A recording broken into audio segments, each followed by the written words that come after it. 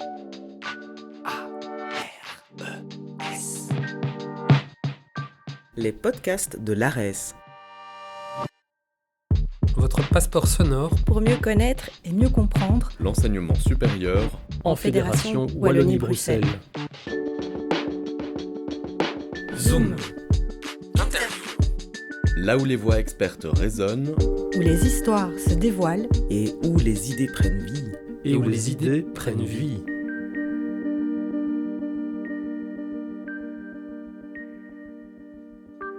Bonjour à toutes et à tous et bienvenue dans ce podcast de l'ARES. Aujourd'hui, nous parlons de coopération académique internationale. Chaque année, l'ARES gère près de 160 projets de coopération, organise les mobilités internationales de 700 personnes, entretient des relations avec une centaine d'institutions dans 31 pays partenaires. Tous ces chiffres, nous les devons à la mise en œuvre d'un programme de coopération intitulé, je cite, « Partenariat équitable pour un enseignement supérieur et une recherche de qualité en faveur des ODD ». Fin de citation. Partenariat équitable, est-ce bien la réalité ? Les relations qu'entretiennent nos établissements d'enseignement supérieur avec leurs partenaires du Sud global sont-elles équilibrées ? La gestion des projets est-elle équitable ? La stratégie de partenariat de l'ARES se traduit-elle par une relation d'égal à égal ?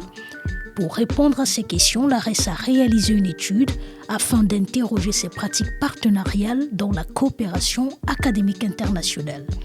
Je suis Brenda Cyriel-Mansop et nous parlons aujourd'hui de cette étude avec l'un de ses auteurs, Yvonne Angler.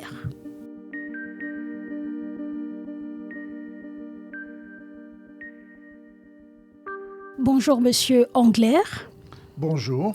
Alors la première question, dans quel contexte cette étude partenariat vous a-t-elle été commandée par l'ARES et quel a été le mandat qui vous a été confié ? Alors, c'est un marché public, donc tout était extrêmement précis dans le cahier des charges. L'ARES souhaitait un regard externe sur ce qui s'appelle les partenariats, les pratiques partenariales. En fait, quand on regarde les 7 instruments de l'ARES, 6 d'entre eux sont en fait des partenariats. C'est un accord qui est passé entre soit des structures, soit l'ARES et des personnes, pour les gens qui viennent ici en formation par exemple. Mais donc il y a toujours cette notion de partenaire. Et ces partenaires sont dans le cadre de la coopération au développement. Et donc, la question de l'équitabilité de ces partenariats était le sujet du travail qui nous était demandé.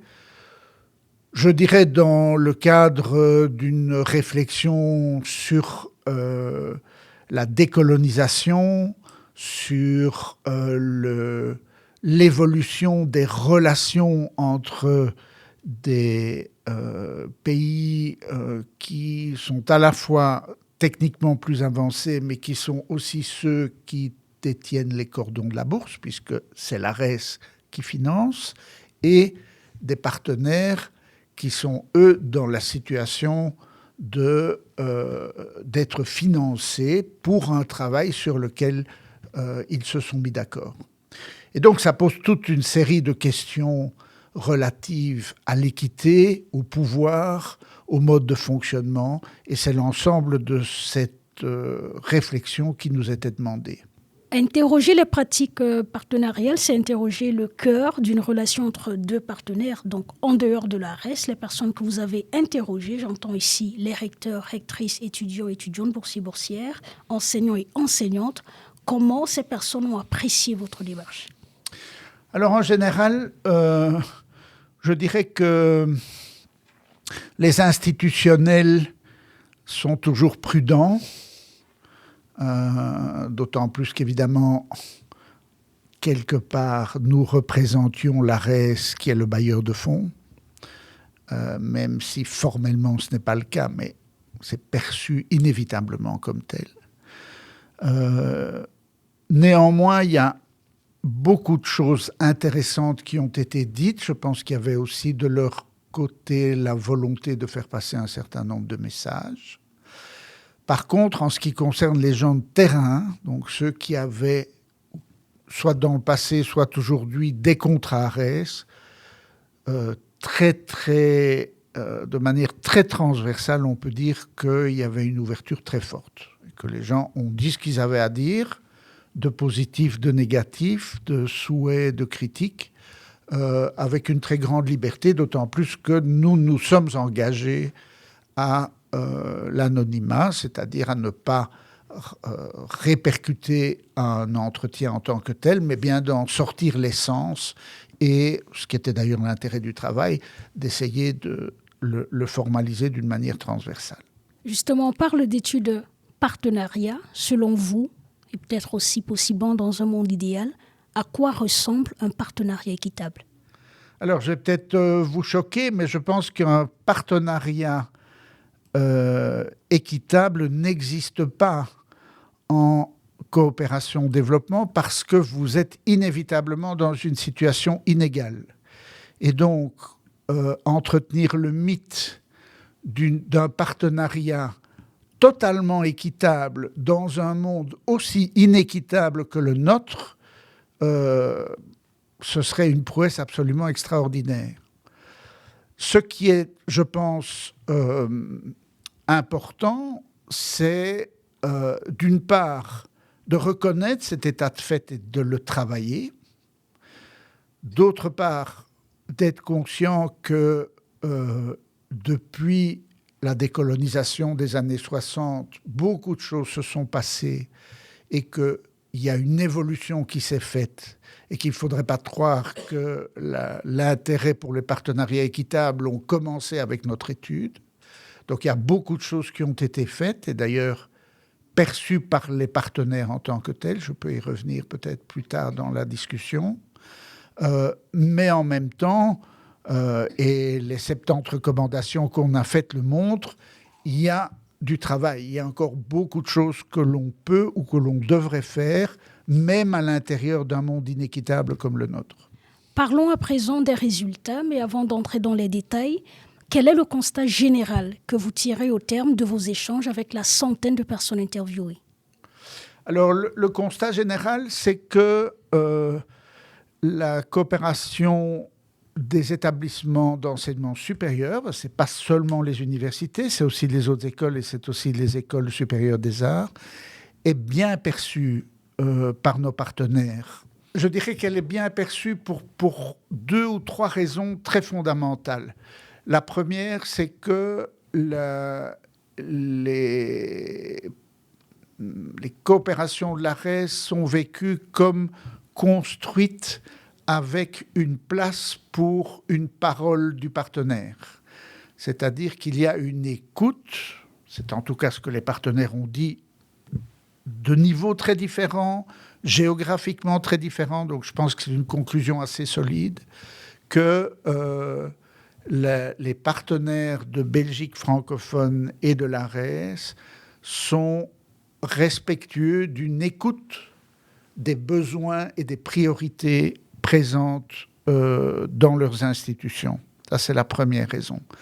La deuxième, c'est qu'un effort particulier est fait dans les partenariats de l'ARES pour la formation des personnes. On nous présente ça souvent dans les institutions partenaires comme la préparation de la relève, de former les jeunes, de leur donner les outils lorsqu'il y a des nouveaux besoins, de consacrer de l'argent et du temps à un transfert de connaissances vers les personnes qui devront utiliser les nouveaux outils ou les nouvelles technologies. La troisième raison est plus politique. Nous sommes trop petits pour être menaçants, parce qu'il faut être conscient que financièrement, les participations que la Belgique francophone offre sont bien moindres que ce que les grands coopérateurs, alors les Américains avant Trump, mais les Français, les Japonais sont très présents avec les Espagnols, avec des budgets bien plus importants que les nôtres, mais beaucoup moins d'écoute, souvent de l'argent consacré à de l'achat de matériel, souvent le leur, bien entendu, et avec très peu de moyens pour la formation. Et que nous apportons un complément qui est très apprécié, bien au-dessus de ce que notre volume financier devrait nous situer. Donc je pense que la coopération de l'ARES a vraiment un impact et un intérêt évident qui est présent dans les entretiens de manière très transversale. Alors là où there is room for improvement, là où on peut améliorer et significativement les choses, c'est d'accentuer ce partenariat au niveau de la décision.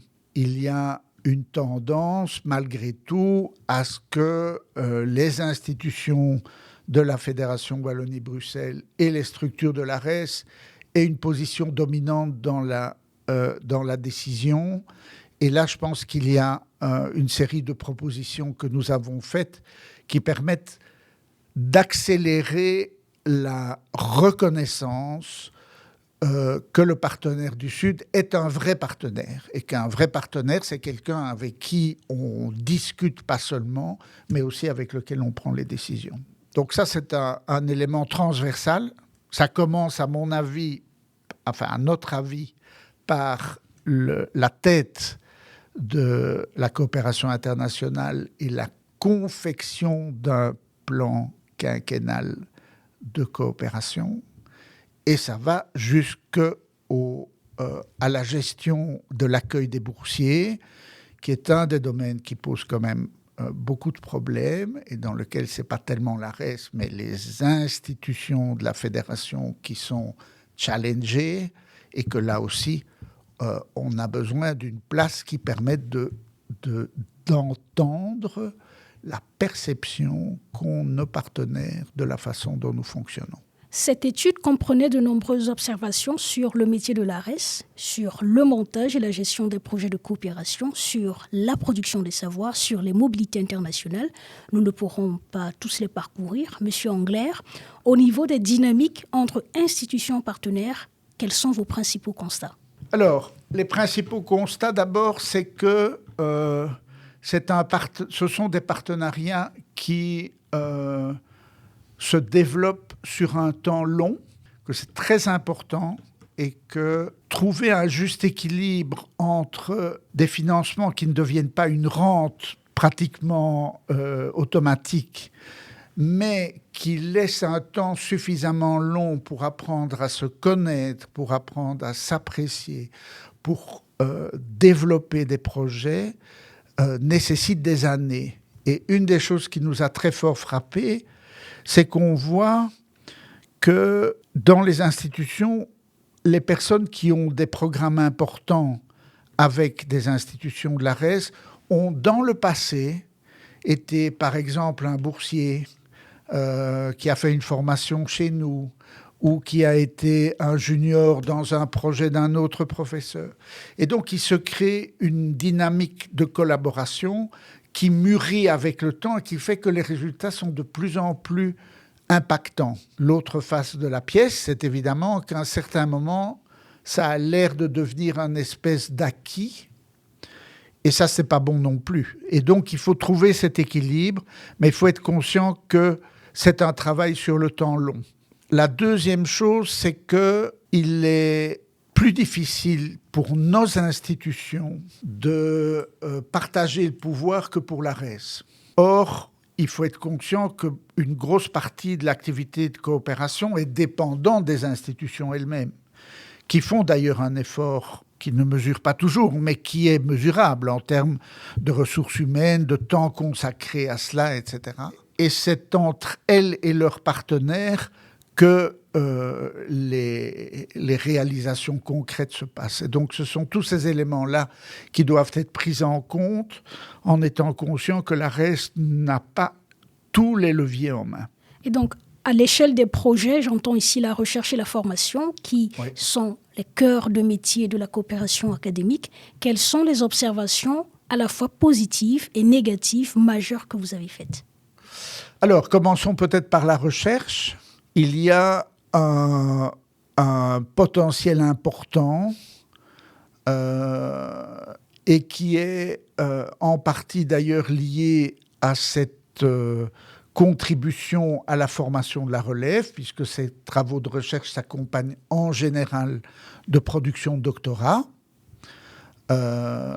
et donc de formation des enseignants de demain. Donc il n'y a pas de séparation brutale entre la recherche et l'enseignement.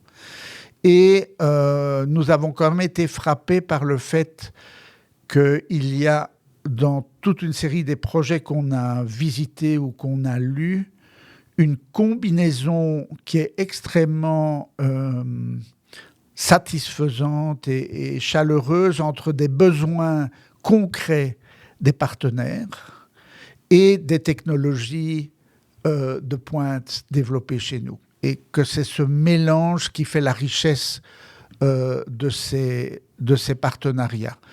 On a eu peu l'impression, au niveau des partenariats de recherche, d'une domination, entre guillemets, des partenaires de haute technologie, des universités, des écoles, des hautes écoles belges.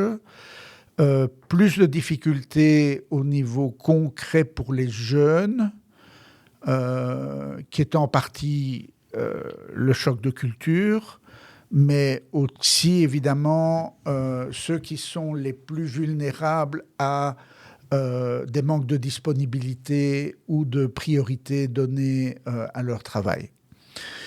Et dans les aspects, je dirais, alors négatifs, dans les aspects où il y a le plus d'espace pour une amélioration, se retrouve tout ce qui est l'accueil des jeunes chez nous.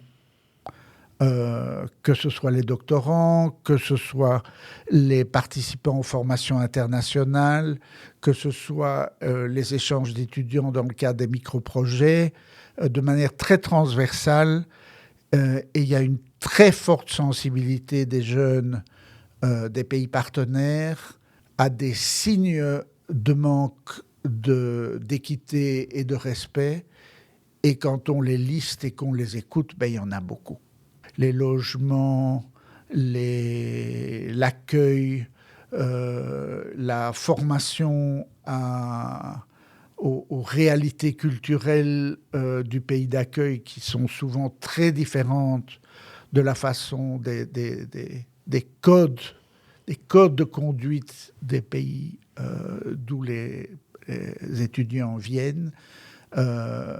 Il y a des projets pilotes qui ont été faits qui sont intéressants, mais il y a clairement besoin à la fois d'une généralisation et d'une prise de conscience au niveau des institutions que là, il y a vraiment des choses importantes à faire. Au final, au terme de cette étude, M. Engler, quelles sont finalement les grandes conclusions que vous formulez? Alors, les grandes conclusions, d'abord, c'est que je pense que la coopération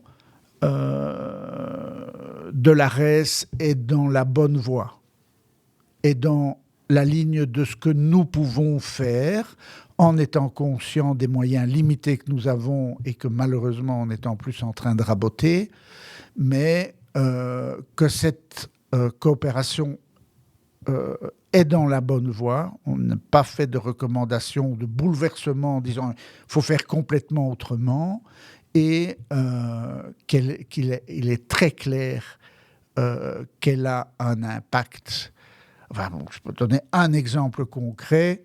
Le Phnom Penh, l'Institut de technologie de Phnom Penh, les professeurs là-bas nous ont dit très clairement, après les Khmers rouges, si on n'avait pas eu la capacité de former et de compter sur des enseignants de la Fédération Wallonie-Bruxelles pour reconstituer un cadre qui nous permet aujourd'hui d'être vraiment productifs comme faculté d'ingénierie pour un pays comme le Cambodge, qui est quand même un outil de développement essentiel, les constructions, les routes, les buildings, l'informatique, etc.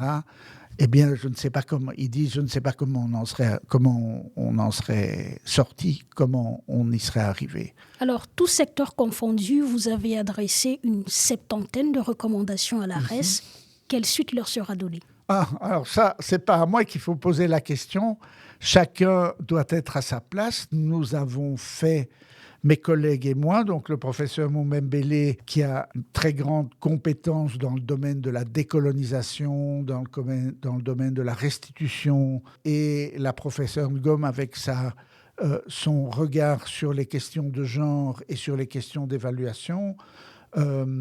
Nous avons fait notre part de boulot, qui est justement, en n'étant pas les décideurs, de formuler une série de recommandations. À l'institution maintenant à les digérer et à faire le tri entre ce qu'elle veut prendre et ce qu'elle rejette.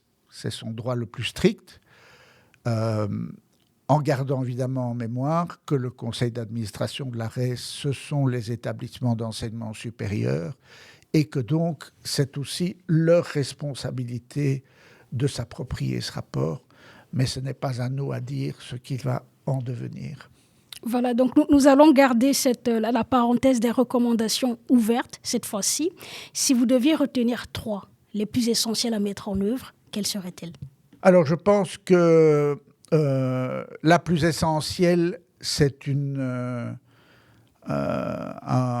retravail en profondeur de l'ensemble des mécanismes d'accueil, qui, à mon avis, doit commencer par interpeller les autorités qui délivrent les visas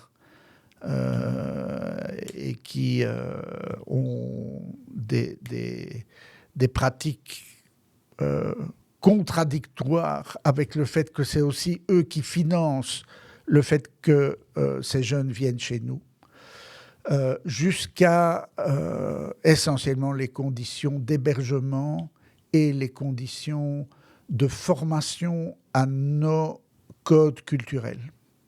Ça, c'est le premier volet, qui est un volet très transversal. Ça touche les doctorants, ça touche les étudiants qui viennent en stage, ça touche les micro-projets, etc.